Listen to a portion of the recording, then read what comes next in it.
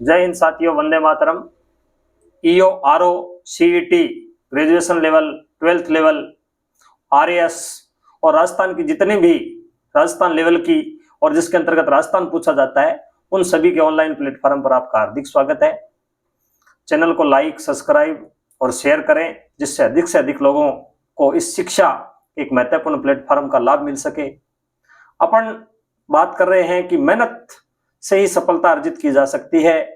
तो रेगुलर सही दिशा में चयनात्मक अध्ययन, सही दिशा में आगे बढ़ना और रेगुलर उसको नियमित रूप से दोहराव करना, इससे क्या है कि जो याददाश्त है वो क्या बढ़ती है और बार बार देखने से ही क्या है कि वो बातें एकदम क्लियर होती है और गहराई से हर चीज को गहराई से परखने की जरूरत है। समझने की कोशिश करें और समझ के साथ अध्ययन करें। रट्टा मारने वाली प्रवृत्ति बिल्कुल नहीं रखनी है, समझनी है हर चीज को, किस प्रकार से, क्यों शब्द की उत्पत्ति हुई, कैसा हुआ, इस बात को समझ के साथ पढ़े हर चीज को गहराई से। तो आगे अपन बात करते हैं कि राजस्थान को अपने 4 भौतिक प्रदेशों में बांटा। उत्तरी पश्चिमी मरुस्थल प्रदेश, जिसका अध्ययन कर चुके हैं, मध्यवर्ती अरावली प्रदेश, जिसका अध्ययन कर चुके हैं, और पूर्वी मैदानी प्रदेश, पूर्वी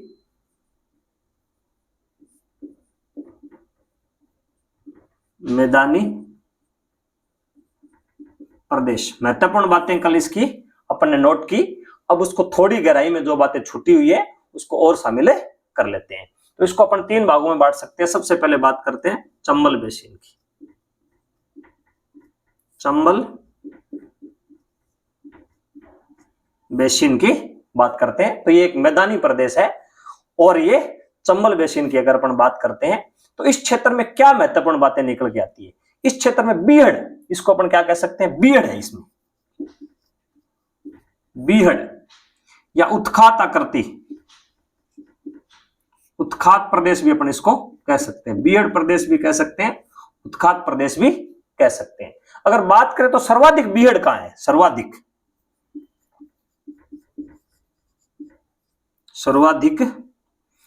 है धौलपुर में।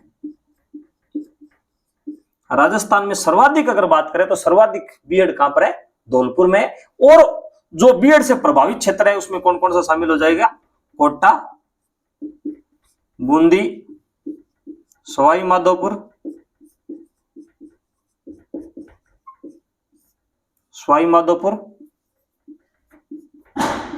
और करौली।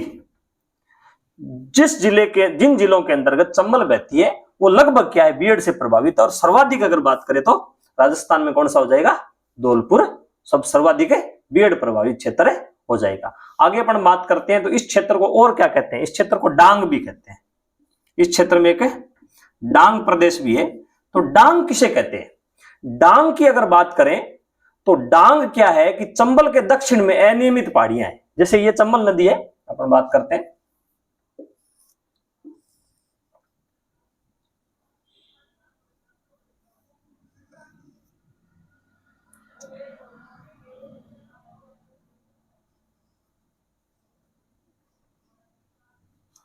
जैसे अपन बात करते हैं तो चंबल नदी है। चंबल नदी क्या है कि मध्य प्रदेश से यहां से प्रवेश करती है और इस प्रकार से बहती हुई ये यहां पर मध्य प्रदेश और इसकी सीमा बनाती है, ये चंबल नदी है। तो चंबल नदी के दक्षिण में, चंबल नदी के जो दक्षिण में है इस क्षेत्र में, यहां पर क्या है कि कुछ अनियमित पहाड़ियां पाई जाती है। चंबल के दक्षिण में अनियमित पहाड़ियां पाई जाती, चंबल के दक्षिण में अनियमित पहाड़ियां पाई जाती है, इसी को डांग कहते हैं, इसी को डांग कहते हैं। इसको डांग कहते हैं कि चंबल नदी का जो दक्षिण हिस्सा है, ये वाला यहां पर क्या है कि अनियमित पहाड़ियां पाई जाती है। रेगुलर पहाड़ियां ना होकर के अनियमित पहाड़ियां पाई जाती है, इसको क्या कहते हैं, डांग कहते हैं। और डांग की अगर बात करें तो इसकी जो अनियमित पहाड़ियां, इसका ढाल कैसे है, इन पहाड़ियों का ढाल कैसे है, इनका ढाल है दक्षिण से उत्तर की तरफ। ये जो पहाड़ियां हैं यहां पर, इनका जो ढाल है वो कैसे है, दक्षिण से उत्तर की तरफ है। तो इसीलिए चंबल नदी क्या बहती है, दक्षिण से उत्तर की ओर बहती है। अतः ये बातें समझने की है, इनको समझना है कि डांग किसे कहते हैं, कि डांग किसे कहते हैं, कि चंबल नदी के दक्षिण की तरफ। आपको नक्शे को एकदम ध्यान के अंतर्गत लगाना ही लगाना है। जब नक्शे को आप क्या है कि पूरा उसके ऊपर कॉन्सेंट्रेट करोगे तब बातें समझ में आएगी कि चंबल नदी का बहाव कैसे है, इस प्रकार से, और ये हाड़ौती का पठार है, और यहां से क्या है कि निकलती है, और जब निकलती है तो इसके जो दक्षिण की तरफ है, ये वाला हिस्सा कौन सा है, दक्षिण की तरफ है। दक्षिण की तरफ जो अनियमित पहाड़ियां है उसको अपन क्या बोलेंगे, डांग बोलेंगे। और ये अनियमित पहाड़ियों का ढाल कैसे है, इनका ढाल दक्षिण से उत्तर की तरफ है, इनका ढाल कैसे है, ऐसे। तो इसीलिए चंबल का बहाव भी क्या है, दक्षिण से उत्तर है। अतः चंबल का बहाव दक्षिण से उत्तर है। तो अगर बात करें तो इसका क्या हो जाएगा। अब इसमें एक डांग में एक और आता है, डांग की रानी। डांग की रानी किसे कहते हैं, तो करौली को कहते हैं। करौली को डांग की रानी कहते हैं। अब अगर इसमें बीड़ वाला जो ये क्षेत्र है, इसकी दोबारा बात करते हैं, तो ये वाला पूरा क्षेत्र क्या है, चंबल के आसपास वाला, ये वाला भी और इस साइड भी, इसमें क्या है कि पहाड़ियां हैं, और पहाड़ियों के कारण क्या है कि बीच में जो भूमि है वो क्या है कि बिल्कुल ही नरम है, और नरम भूमि के होने के कारण पहाड़ियों से जब पानी उतरता है तो अत्यधिक ज्यादा कटाव होता है, और इसी के कारण बीहड़ और उत्खात प्रदेश की आकृति बनती है। ये जो बीहड़ वाला क्षेत्र है ये लगभग क्या है कि 450 किलोमीटर क्षेत्र में फैला हुआ है। कुछ राजस्थान में है और कुछ हिस्सा इसका यूपी और मध्य प्रदेश के अंतर्गत भी शामिल है। और ये बीहड़ क्या है कि डाकुओं की शरण सतली भी है।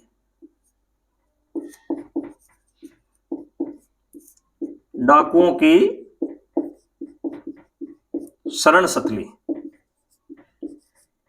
पहले के समय में डाकू थे, हेठ प्रदेन तो कहां डाकू रहे हैं। और वैसे कहते हैं कि एक फिल्म आई थी पान सिंह तोमर, उसके अंतर्गत कहा गया कि बीहड़ में डाकू नहीं पाए जाते, बीहड़ में तो बागी पाए जाते हैं। तो अगर बात करें तो ये डाकुओं की शरण सतली भी रही है। तो ये 450 किलोमीटर क्षेत्र में फैला हुआ है, और ये इसका पूरा क्षेत्रफल कितना है, ये 4500 वर्ग किलोमीटर के लगभग इसका पूरा क्षेत्रफल है।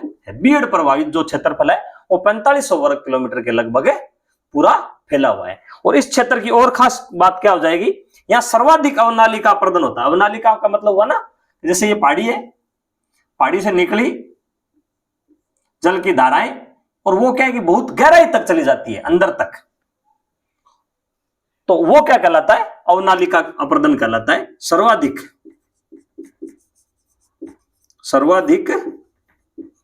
अवनालिका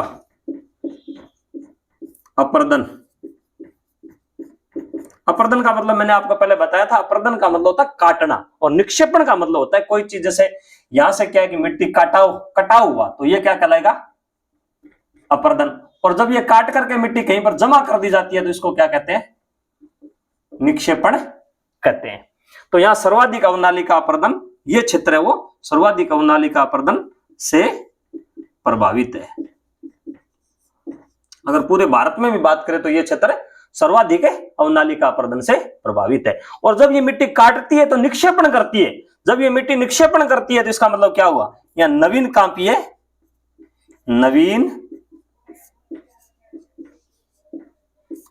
जमाव भी है,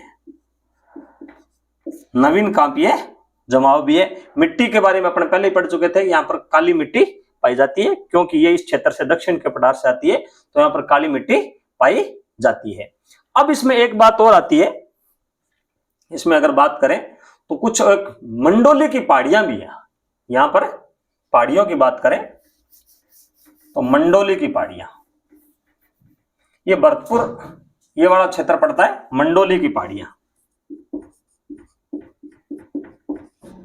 मंडोली की पहाड़ियां, इस क्षेत्र में मंडोली की पहाड़ियां भी पाई जाती है। और कहां पाई जाती है, ये भरतपुर में पाई जाती है। भरतपुर में मंडोली की पहाड़ियां पाई जाती है, और इसकी ऊंचाई लगभग 216 मीटर के लगभग इसकी ऊंचाई पाई जाती है मंडोली की पहाड़ियों की। और इसमें के अंतर्गत क्या है कि जब ये अपर्दन करती है तो और क्या है कि इसमें जो अपर्दन जन्य है या जो चंबल नदी है वो कई प्रकार की स्थलाकृति भी बनाती है। जिस प्रकार पवने के द्वारा बालू का स्तूप वगैरह बनते हैं, उसी प्रकार जब नदी भी अपने अपर्दन और निक्षेपण से कई प्रकार की स्थलाकृतियों का निर्माण करती है। चंबल क्षेत्र में, चंबल में स्थलाकृतियां,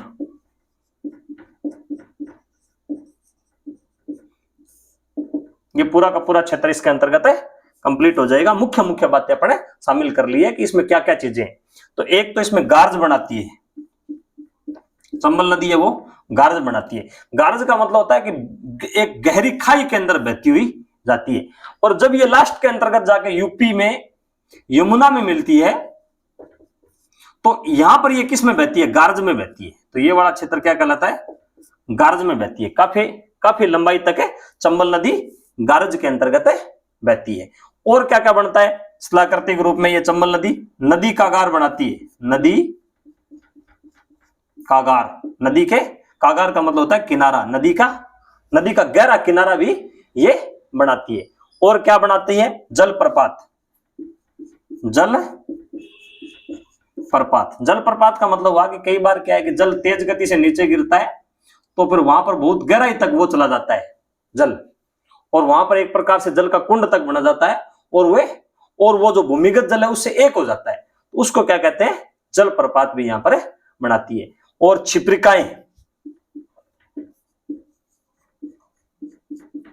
छिप्रिकाएं भी बनाती है, जो क्या है कि छोटे छोटे जल के कुंड होते हैं वो। और नीक पॉइंट्स बनाती है, नीक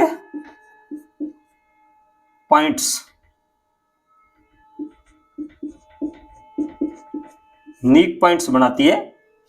और इसके अंतर्गत क्या बनाती है, बीहड़ भूमि बनाती है। बीहड़ जिसको उत्खात आकृति भी कहते हैं, तो ये बनाती है। और इसके अंतर्गत कौन सा क्षेत्र शामिल हो जाता है, ये वाला पूरा का पूरा क्षेत्र इसके अंतर्गत है। चंबल बेसिन वाला ये क्षेत्र सम्मिलित हो जाता है, चंबल नदी वाला, जिसके अंतर्गत है धौलपुर, सवाईमाधोपुर, करौली वाला पूरा का पूरा क्षेत्र है चंबल बेसिन के अंतर्गत शामिल हो जाता है। और इसके अंतर्गत कोटा बूंदी को भी अपने शामिल कर सकते हैं, जबकि ये हाड़ौती का हिस्सा भी है और चंबल बेसिन के अंतर्गत भी शामिल हो जाएगा। ये जो मैदान है ये क्या है कि 3 भागों में इसको बांट सकते हैं। तो 1 नंबर वाला कौन सा हो जाएगा, ये हो जाएगा। और दूसरा जो ये वाला क्षेत्र है बनास और बाणगंगा बेसिन, ये क्या है कि 2nd नंबर में शामिल हो जाएगा। और तीसरा क्या है कि यहां पर बन जाएगा माई बेसिन। तो ये 3 क्षेत्र बनते हैं इसके अंतर्गत है। और ये वाला 50 सेमी वर्षा रेखा तक है कौन सा हो जाता है, और ये 50 से 75 सेंटीमीटर के अंतर्गत ये वर्षा यहाँ पर शामिल होती है। उपार्ध प्रदेश के अंतर्गत ये शामिल होता है। तो चंबल बेसिन की जो मुख्य बातें हैं वो चंबल नदी के बारे में अपन पढ़ लिया, और भी उसकी मुख्य बातें अपन ने समेट ली है, कितने क्षेत्रफल पर फैला हुआ है, क्या है। उसके बाद में अब बात करते हैं बनास बेसिन की। अब चंबल बेसिन की अपन बात कर ली, अब इसी के अंतर्गत बात करते हैं बनास बेसिन और बाणगंगा बेसिन। 2nd नंबर इसको बी पार्ट में बोल सकते हैं या ए में बोल सकते हैं, 2 नंबर इसको कह सकते हैं। बनास बेसिन, बनास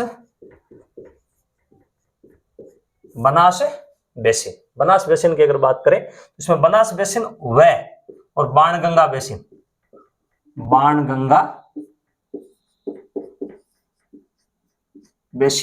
का मतलब ये हो गया कि पूरी नदियां जो मिलकर के क्षेत्र बनाती है, नदियों का क्षेत्र जो उनके बीच में पड़ता है वो बेसिन कहलाता है।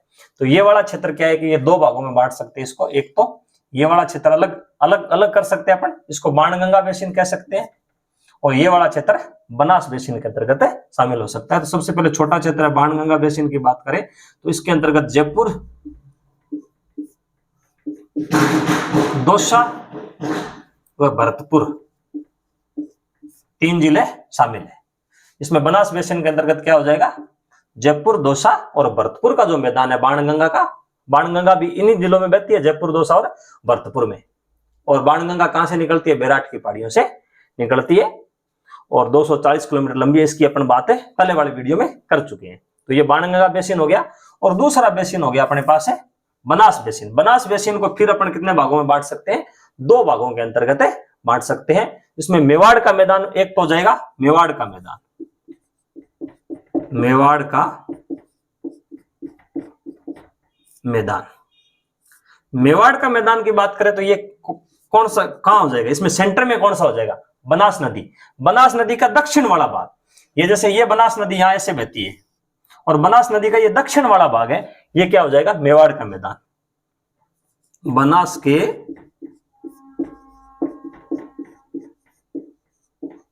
दक्षिण का भाग, बनास के दक्षिण का भाग किसके अंतर्गत आ जाएगा, मेवाड़ के मैदान के अंतर्गत आ जाएगा। और इसमें कौन से जिले आ जाएंगे, राजसमंद, राजसमंद, भीलवाड़ा और अपने पास है चित्तौड़गढ़, तीन जिले इसके अंतर्गत शामिल हो जाएंगे। चित्तौड़गढ़, तीन जिले इसके अंतर्गत शामिल हो जाएंगे। अब राजसमंद में एक मैदान पाया जाता है पिडमांट, पिडमांट, पिडमांट कह सकते हैं, पिडमांट, पिडमांट, पिडमांट का मैदान कहां पाया जाता है, राजसमंद के अंतर्गत पाया जाता है। तो पिडमांट किसे कहते हैं, अगर अपन बात करें तो अपर्दित पहाड़ी क्षेत्र होता है, पहाड़ी क्षेत्र है। जैसे ये क्या है, पूरा का पूरा ये पहाड़ी एरिया है और पहाड़ी एरिया का क्या है कि कटाव बहुत अधिक हो जाता है, अत्यधिक ज्यादा में कटाव हो जाता है, अपर्दित और निक्षेप दोनों हो जाता है। तो पिडमांट किसे कहते हैं, अपर्दित, अपर्दित पहाड़ी क्षेत्र। पहाड़ी क्षेत्र के अंतर्गत बहुत ज्यादा कटाव होता है क्योंकि जल वहां तेज गति से नीचे आता है। तो अपर्दित पहाड़ी क्षेत्र क्या कहलाता है, पिडमांट कहलाता है। तो ये खास कहां पड़ता है, ये देवगढ़ एक राजसमंद में स्थान है, देवगढ़ राजसमंद के अंतर्गत पड़ता है और ये एकदम निर्जन क्षेत्र सा है, यहां पर बहुत कम आबादी पाई जाती है। और ये किससे बना है पिडमांट का निर्माण, बनास नदी से, बनास नदी से। और इसकी जो ऊंचाई है इस क्षेत्र की वो 280 से 500 मीटर तक है। ऊंचाई कितनी है, 280 से 500 मीटर इस क्षेत्र की हाइट है। पिडमांट की अगर बात करें तो पिडमांट किसे कहते हैं, अपर्दित पहाड़ी क्षेत्र।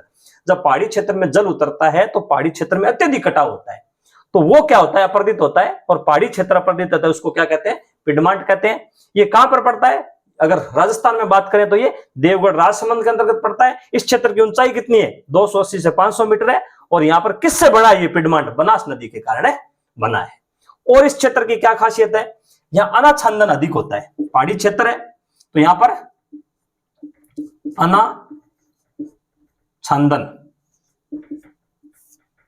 अनाच्छादन यहां पर अधिक होता है। अनाच्छादन किसे कहते हैं, अपर्दन प्लस निक्षेपण, यानी अपर्दन भी हो रहा है तेज गति से और निक्षेपण भी हो रहा है उसी के साथ में, तो उसको क्या कहते हैं, अनाच्छादन प्रक्रिया। यहां पर किसमें, मेवाड़ के मैदान में अनाच्छादन जो है वो अधिक होता है, अधिक होता है। इस क्षेत्र में अनाच्छादन अधिक होता है। और इस क्षेत्र में एक खेराड़, एक क्षेत्र आता है इसी क्षेत्र में, मेवाड़ के मैदान के अंतर्गत एक क्षेत्र आता है खेराड़, खेराड़। खेराड़ किसे कहते हैं कि भीलवाड़ा जिले की जाजपुर तहसील का जो क्षेत्र है वो खेराड़ कहलाता है, जाजपुर, जाजपुर तहसील क्षेत्र, भीलवाड़ा।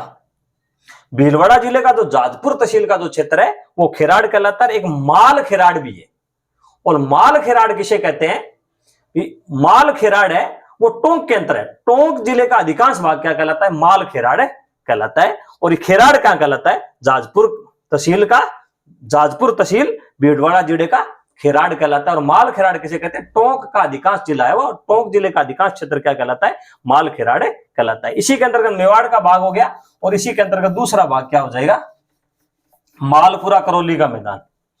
इसी का सेकंड पार्ट है, इसको दो भागों में बांटा है, मालपुरा करौली का मैदान। ये तो था बनास के दक्षिण में, और ये कहां है? बनास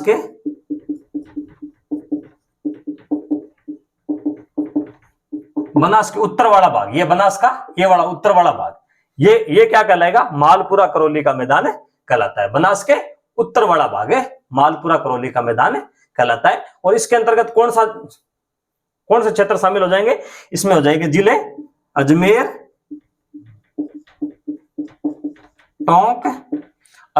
टोंक और सवाई माधोपुर जिले इसके अंतर्गत शामिल हो जाएंगे। सवाई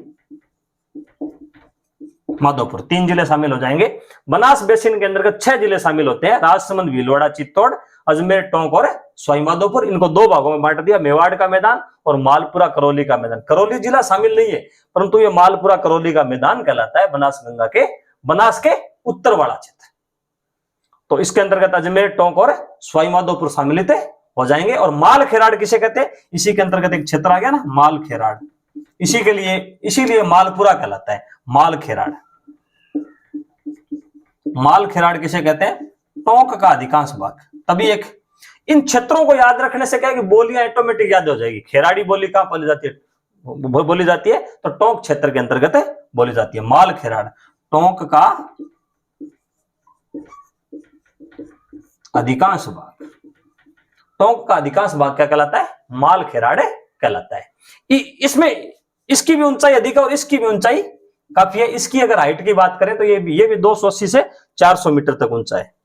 ये 280 से 400 मीटर ऊंचा है, क्योंकि पहाड़ी क्षेत्र तो ये है ही है। और इसमें क्या है कि यहां पर शिष्ट और नीच चट्टानें पाई जाती है। यहां पर शिष्ट व नीच चट्टानें, इस क्षेत्र में शिष्ट और नीच चट्टानें पाई जाती है। इसका ढाल कैसे है? इसका ढाल, ये वाला क्षेत्र है दक्षिण पूर्व से पूर्व की ओर है। ढाल कैसे है? ढाल दक्षिण पूर्व से पूर्व की ओर है। तो ये क्षेत्र क्या है कि कंप्लीटली अपन पढ़ चुके हैं कि बनास मैदान के अंतर्गत 2 भागों में अपन बांटा। तो सबसे पहले चंबल बेसिन बुतखाता करतिया सब कुछ अपने कंप्लीट अध्ययन कर चुके हैं। और बनास बेसिन और बाणगंगा बेसिन के अंतर्गत अपन ने सिर्फ 3 जिले हैं, जयपुर, भरतपुर और दौसा। और बनास बेसिन को फिर अपन 2 भागों में बांट सकते हैं, बनास के दक्षिण वाला भाग और बनास के उत्तर वाला भाग। दक्षिण वाले भाग के अंदर खेराड़ है और उत्तर वाले भाग के अंदर माल खेराड़ है। तो ये क्षेत्र को याद रखना है। और क्या है कि ये क्षेत्र में ये क्या है कि पहाड़ी इलाका है, इसलिए अपर्दन और निक्षेपण दोनों ही तेज गति से होता है। और इसकी ऊंचाई अधिक है। मेवाड़ के मैदान क्या है कि ऊंचाई लिए हुए है और ये थोड़ा सा नीचे है।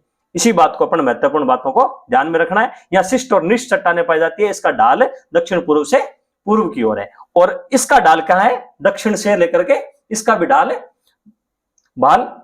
ढाल पश्चिम से पूर्व की ओर है और उसका दक्षिण पूर्व से पूर्व की ओर है। दोनों का ढाल, क्योंकि बनास के अकॉर्डिंग है, बनास नदी यहां ऐसे बहती है। तो ये अपन क्या है कि बनास बेसिन का कंप्लीट अध्ययन हो चुका है। अब अपना हो जाएगा माई बेसिन। 2 क्षेत्र की अपन बात कर चुके हैं। अब अपने हो जाएगा माही बेसिन। माही नदी के बारे में अपन अध्ययन कर चुके हैं। मध्य प्रदेश से आती है, मध्य प्रदेश से राजस्थान में खांडू के पास प्रवेश करती है बांसवाड़ा में, और डूंगरपुर और बांसवाड़ा की सीमा बनाती हुई गुजरात में वापस चली जाती है और कर्क रेखा को 2 बार काटती है। तो बनास बेसिन के बाद अपने पास हो जाएगा माही बेसिन।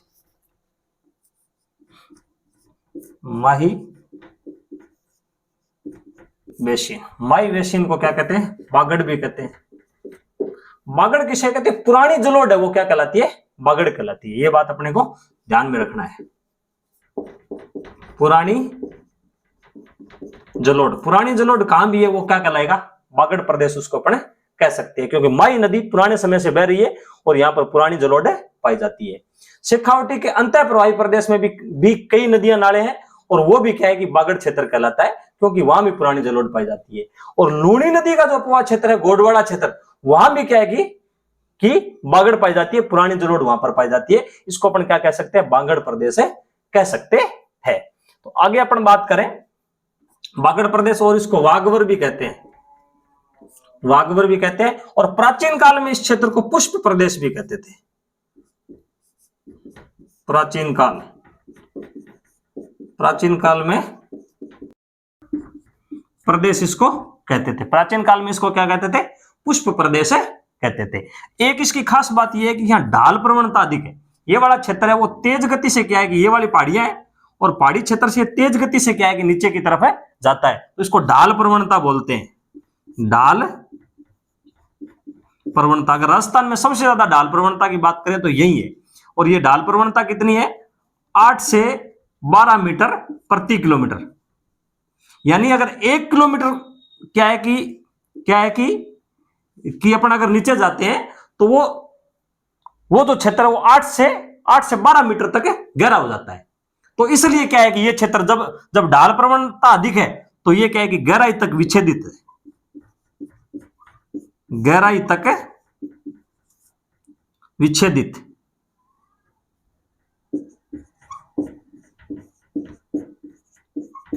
है।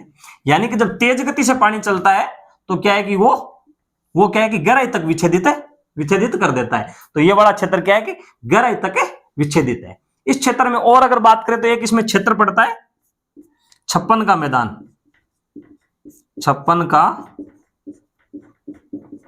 का मैदान, और कांठल भी इसको कह सकते हैं।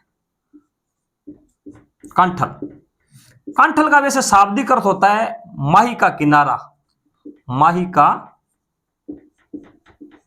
का किनारा कांठल कहलाता है। तो कांठल प्रदेश कह सकते हैं। छप्पन का मैदान कहां पड़ता है, प्रतापगढ़ व बांसवाड़ा के बीच,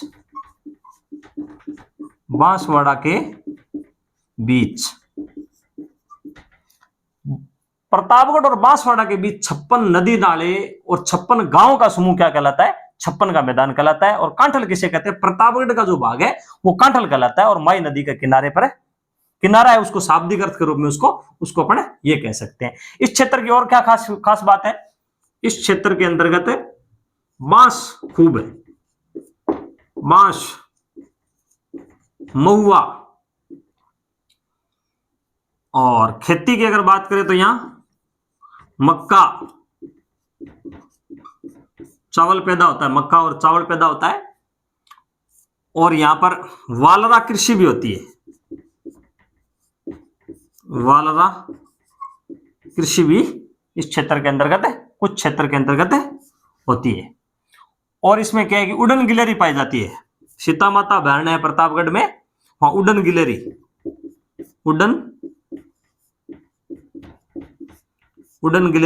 एकमात्र यहीं पाई जाती है, सीता माता अभयारण्य में, प्रतापगढ़ में। अब ये पूरा का पूरा पूर्वी मैदान है। अगर पूर्वी मैदान की बात करें तो ये पूर्वी मैदान किसका हिस्सा है, पूरा पूर्वी मैदान है वो किसका हिस्सा है, ये वाला पूरा का पूरा पूर्वी मैदान है, इसको अपन पूरा का पूरा पूर्वी मैदान किसका हिस्सा है, पूर्वी मैदान गंगा यमुना के मैदान का हिस्सा है, गंगा यमुना के मैदान का भाग कह सकते हैं, भाग या हिस्सा। यानी कि पूरे भारत में अगर बात करें तो पूर्वी मैदान किसके अंतर्गत आएगा, ये गंगा और यमुना के मैदान का ही एक भाग है। तो ये अपने को ध्यान में रखना है। तो पूरी महत्वपूर्ण बातें पूर्वी मैदान की अपन ने समेट ली है। एक वीडियो के अंतर्गत अपन दक्षिण का पठार हाड़ौती के पठार को अपन कंप्लीट कर लेंगे। उसके बाद अपन क्या है कि इस क्षेत्र में भौतिक विभाजन कंप्लीट हो जाएगा, और उसके बाद में ऑब्जेक्टिव टाइप क्वेश्चन जो भी इस क्षेत्र के बनते हैं और जो परीक्षाओं में आए हुए हैं उनकी एक श्रृंखला लेकर आएंगे, जिससे क्या है कि इस पूरे क्षेत्र का ऑब्जेक्टिव टाइप में अच्छा रिवीजन हो जाएगा। जय हिंद, जय भारत।